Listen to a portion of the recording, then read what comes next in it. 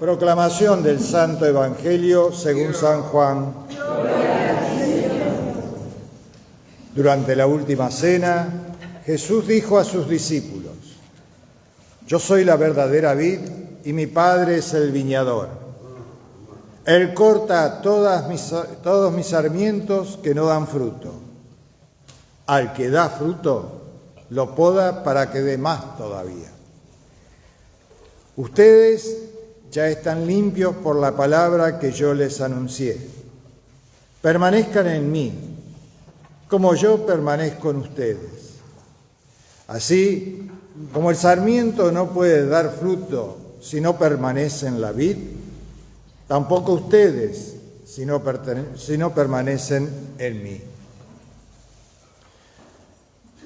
Yo soy la vid, ustedes los sarmientos. El que permanece en mí y yo en él, da mucho fruto, porque separados de mí, nada pueden hacer. Para el que permanece en mí, es como el sarmiento que se tira, pero el que no permanece en mí, es como el sarmiento que se tira y se seca. Después se recoge, se arroja al fuego y arde. Si ustedes permanecen en mí y mis palabras permanecen en ustedes, pidan lo que quieran y lo obtendrán. La gloria de mi Padre consiste en que ustedes den fruto abundante y así sean mis discípulos.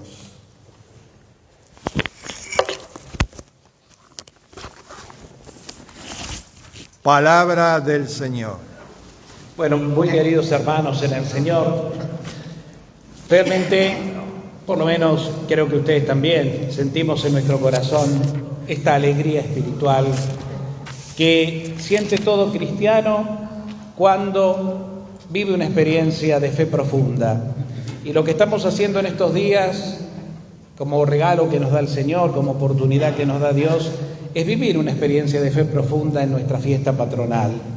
Celebrar una fiesta patronal no es una ocasión más simplemente para celebrar, sino es detenernos, como lo hacemos tantas veces en el año litúrgico ante distintos acontecimientos religiosos de importancia, para entrar en lo profundo de nuestro corazón. Primero es entrar nuevamente en nosotros, es volver al interior donde allí se encuentra la presencia tantas veces ignorada de Dios, que nos recuerda que somos sus hijos y que ahí entonces está nuestra identidad. ¿Sí? De eso se trata esencialmente.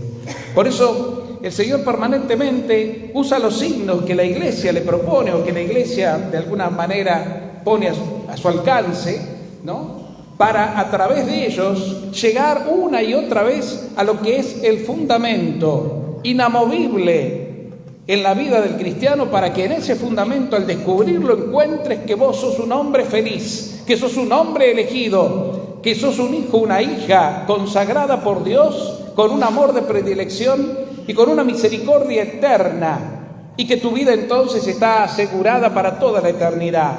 En Cristo, muerto y resucitado justamente para eso, para nuestra salvación.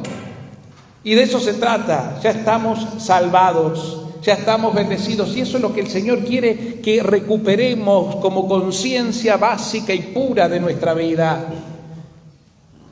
Aunque estemos en un mundo, como fue siempre, difícil, que nos presenta desafíos continuos y situaciones no siempre de las mejores, hay una fuerza que está por encima, y esa fuerza nos habita.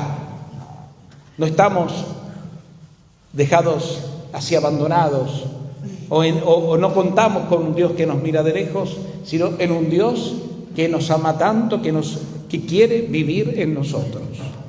Jesucristo manifestó esa gran obra del Padre, ese gran amor del Padre con su vida, la predicó, y los signos acompañaban, los milagros acompañaban, que realmente en Él estaba el cumplimiento de la voluntad del Padre.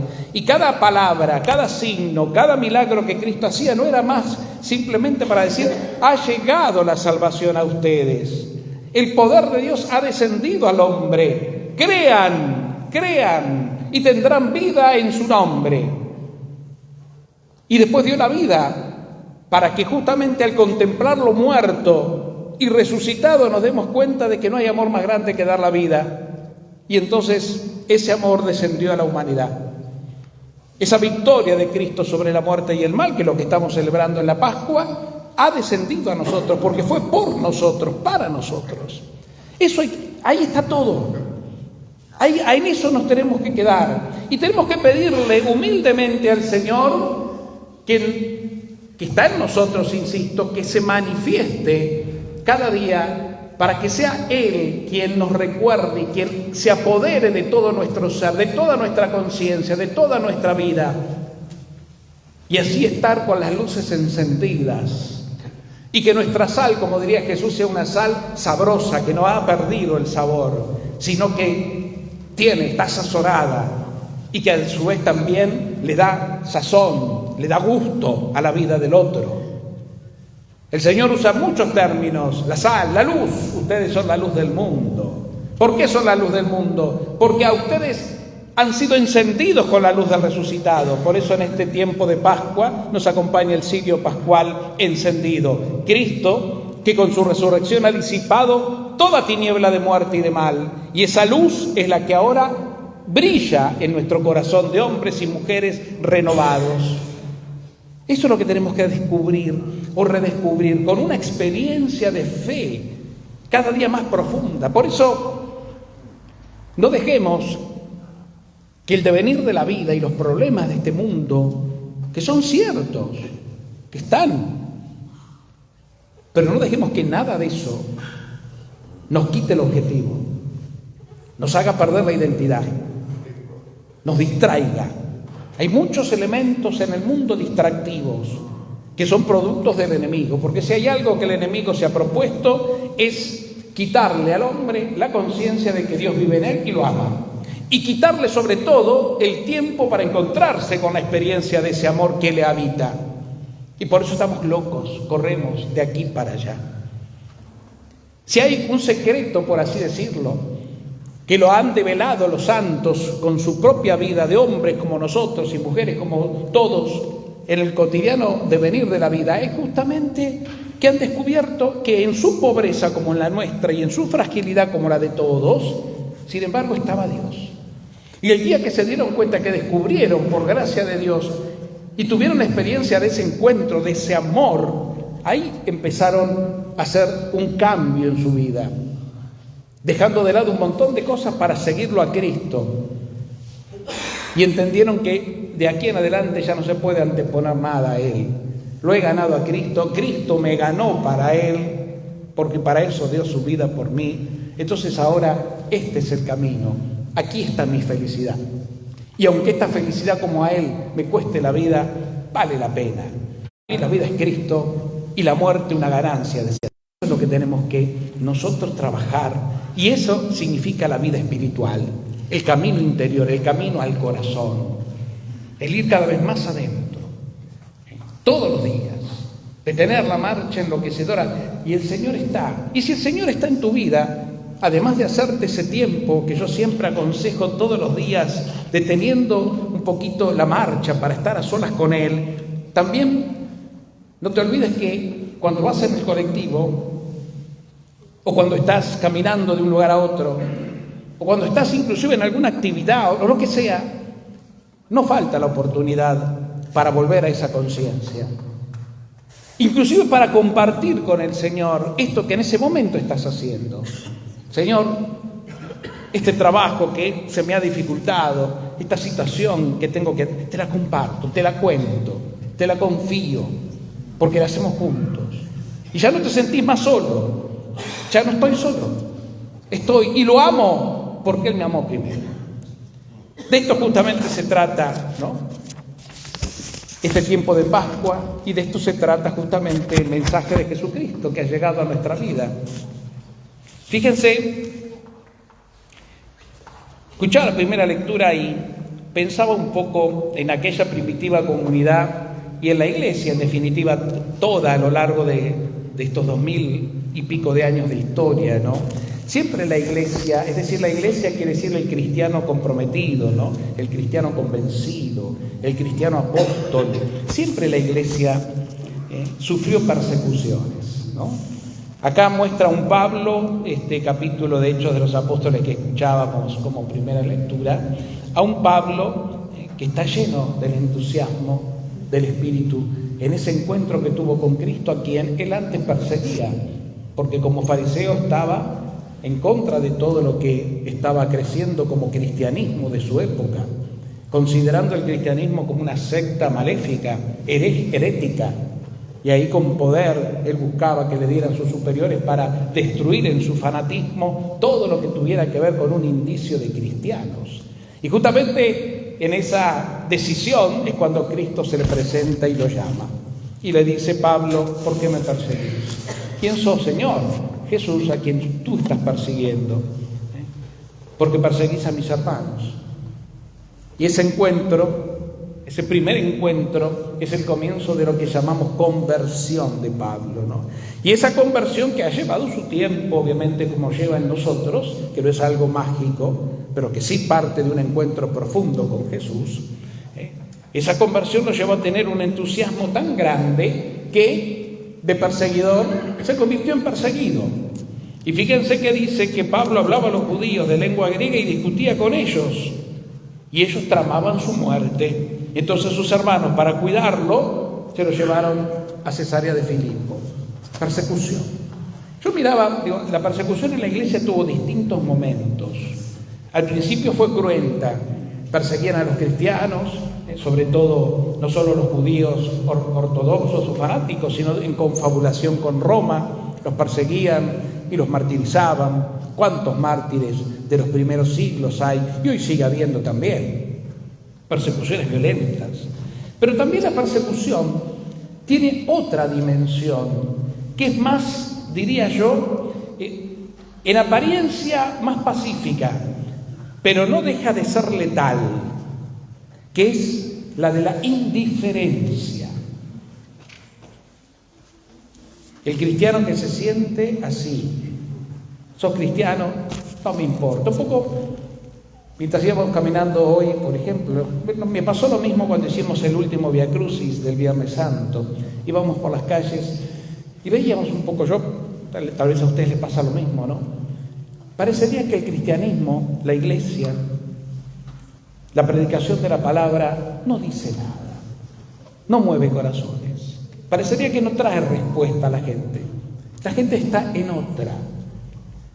El demonio ha sabido hacer muy bien su trabajo y los ha llevado a la sociedad a mirar otras realidades, por supuesto que falsas, y los ha imbuido en un sinfín de problemas y situaciones y distracciones donde le sacó justamente el eje para que no vean su identidad. Y entonces transformó al hombre en un hombre que sufre.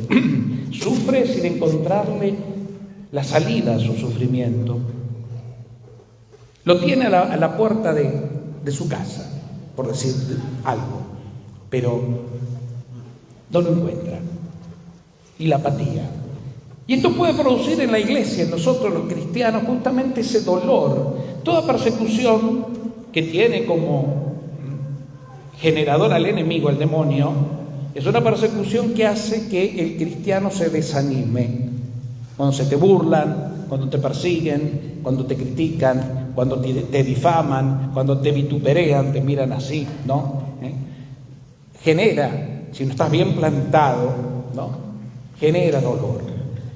Cuando justamente se abusan de tu bondad cristiana y un montón de otras situaciones, la apatía misma, eso genera o puede generar de hecho desánimo. Y somos muchas veces cristianos desanimados. Cristianos desanimados que hemos caído en la trampa. Somos humanos. Pero por eso el Señor, que es tan sabio, nos pone estas oportunidades dentro de la iglesia, llamándonos al corazón para decir: arriba, vamos, no te desanimes, estoy contigo.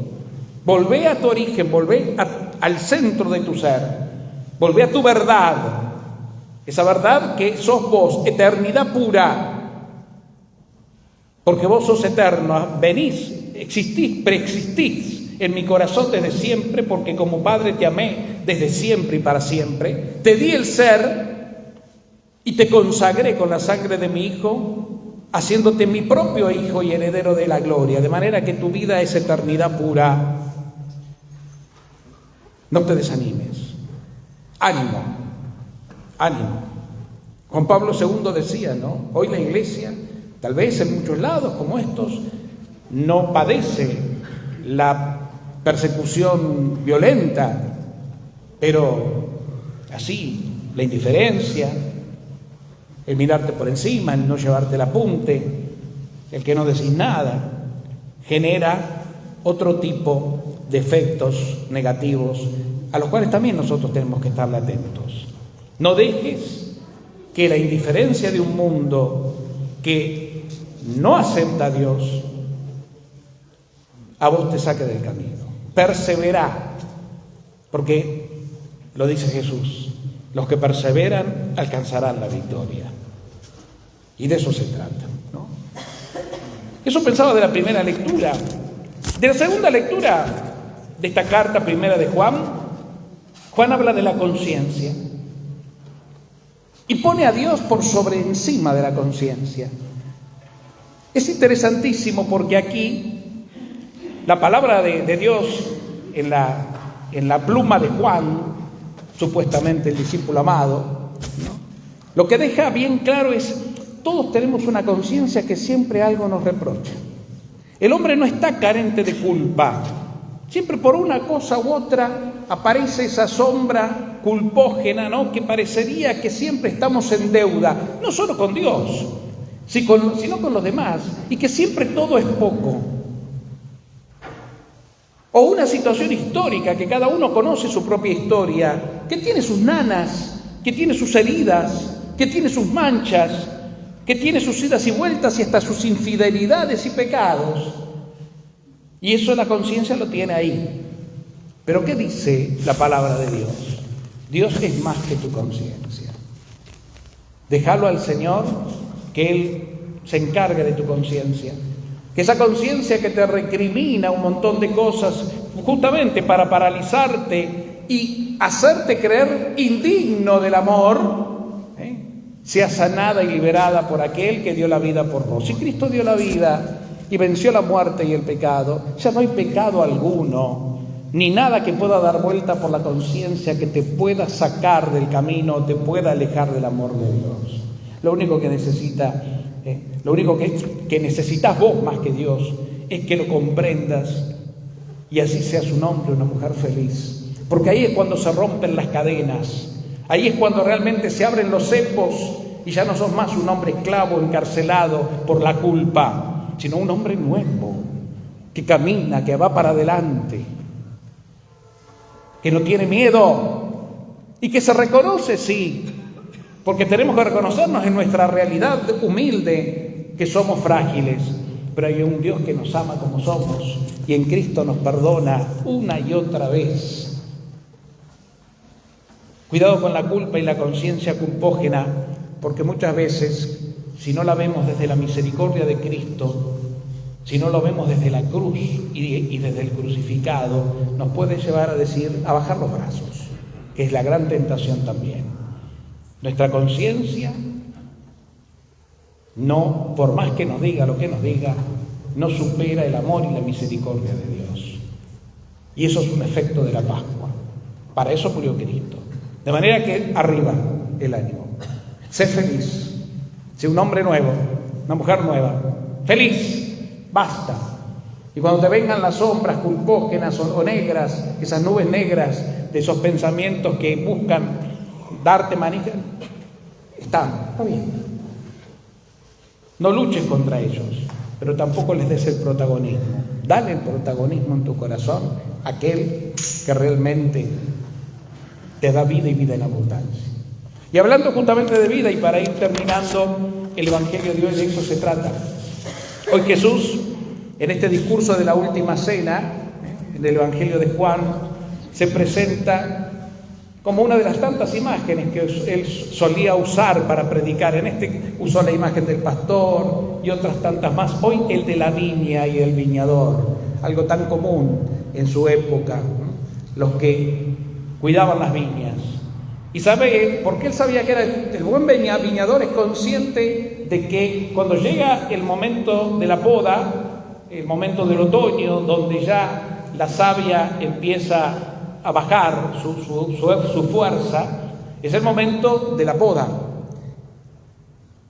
Y el que sabe lo que tiene que sacar, para dejar lo esencial, el tronco principal y algunas ramas, algunos sarmientos, que son los más fortalecidos, que después sacarán yemas y futuras ramas para una posterior fructificación. Pero fíjense qué cosa, hay una particularidad que tiene la vid o la parra. En nuestras casas hay más parra que vid ahí en las zonas vitivinícolas. Pero cuando uno la poda, llora, gotea. Yo me acuerdo que cuando era chico en el patio de casa había una parra, que en verano era donde nos sentábamos o a comer o a tomar mate, el lugar fresco de la casa.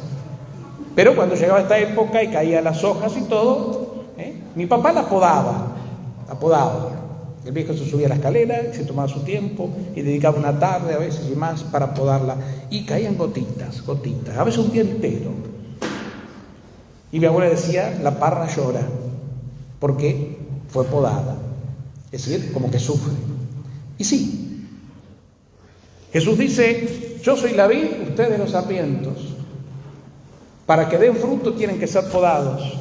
Toda poda tiene su dolor, porque es purificadora, pero es necesaria para que no se vaya en vicio y para que después, unida siempre a mí, pueda dar fruto y fruto abundante. Esas uvas que más tarde se cosecharán y harán el rico vino generoso y abundante que llegará a nuestra mesa.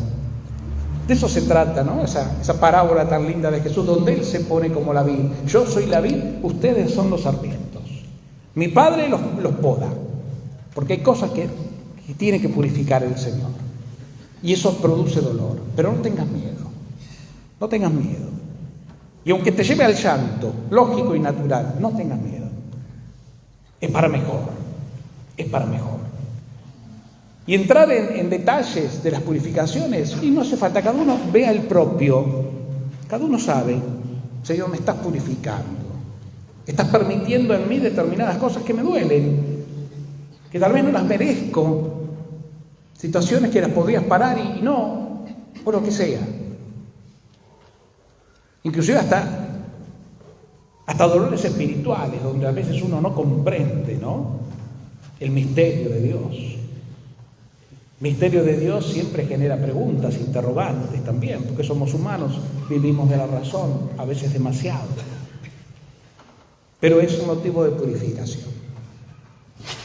Por eso ese es un buen momento para acercarte a alguien y compartir tu dolor, compartir la experiencia de tu poda y dejarte acompañar por el buen samaritano, que es Cristo en tu hermano. En fin, entonces, situaciones que nos presenta la palabra de Dios, pero siempre unidos a Él, porque el gran mensaje del Evangelio es este: no te alejes de mí, no tengas miedo, permanece unido a mí, venid a mí, vengan a mí los que están afligidos y agobiados, que yo los aliviaré, vengan a mí, entréguenme su corazón, entréguenme su yugo, que yo les voy a dar otro que es suave y ligero, vengan a mí. De eso se trata. No te sueltes de la mano de Jesús. Sos discípulo, discípula, siempre. Él es tu pastor, siempre. Mantengamos el vínculo espiritual con Él siempre, cada día de tu vida. Y así tu vida será fecunda. No carente de dolores, de pruebas, de persecuciones y cosas por el estilo, no. Jesús no, eso no prometió. Pero sí seguro de felicidad. De la única y verdadera felicidad que ya nada ni nadie podrá arrebatarte. De eso se trata. Y termino una vez más haciendo referencia a que esto es lo que experimentaron los santos, que hoy la Iglesia nos propone como modelos o hermanos mayores, pero que también la habrán experimentado tantos seres queridos nuestros que ya han dejado este mundo y están en la presencia de Dios, y que gozan de la comunión de los santos, y que como San Jorge, que es el patrono, pero están unidos en esa comunión desde el cielo, ayudándonos, acompañándonos, alentándonos para que nuestra marcha, porque todavía nosotros estamos en marcha, sea una marcha así en comunión, sea una marcha en fe, en esperanza, basados en el amor incondicional que Dios nos tiene, discípulos de Cristo. No temas, no temas, no temas. La cruz engendra vida, no tengas miedo. Pidámosle entonces a San Jorge. El otro día lo describí, es una descripción que me salió a mí, no es que mi pobre imaginación, ¿no? Pero yo lo veo a Jorge armado, con armadura porque era un soldado. Podríamos decir hoy que nosotros tenemos una armadura porque somos soldados de Cristo, y la armadura es la sangre de Cristo que se derramó y que tiene poder para defendernos y deshacer lo malo de nuestro ser. La armadura de Cristo o el manto de la Virgen. Estamos armados, no estamos desprotegidos. La espada o la lanza de Jorge, que es el poder del Espíritu por medio del cual él actúa, es el medio que él usa para vencer al enemigo. Él sabe que está agarrado de la fuerza de lo alto, manifestada en esa lanza poderosa. Y el dragón experimenta el mal. Ese maligno que siempre, justamente lo que decíamos recién, que se mete en la conciencia, los dragones, que no son seres mitológicos, pero llevados a nuestra realidad son todas esas experiencias negativas que nos angustian, que pueden venir de afuera o pueden estar adentro. Es indistinto. Ahí está el Espíritu Santo, ¿no? Ahí está el Espíritu Santo. Pero también se me ocurre, está el caballo. ¿Y qué papel le doy al caballo? ¿Qué se representará el caballo? ¿No? Y bueno, decía yo, considero que es el que lo transporta. Él se deja transportar. Y el caballo podría ser Cristo. Camino, verdad y vida. Él está montado en Cristo. Y Cristo lo asegura. Es su fiel amigo, su fiel compañero, que lo acompaña en las peores batallas para vencer justamente las insidias del maligno y salir victorioso en favor de los demás. Todos entonces podríamos, si le sirve, a mí me sirve, ver en San Jorge, nuestro patrono, un poco nuestra propia imagen. Tenemos la armadura de Dios, tenemos la lanza del Espíritu que vive en nosotros, tenemos a Cristo que nos lleva, en quien estamos bien asegurados en la montura sagrada, y por supuesto los enemigos que tarde o temprano se cruzan en el camino o están merodeando el camino, pero tenemos con qué vencerlos. No estamos solos, Él está con nosotros.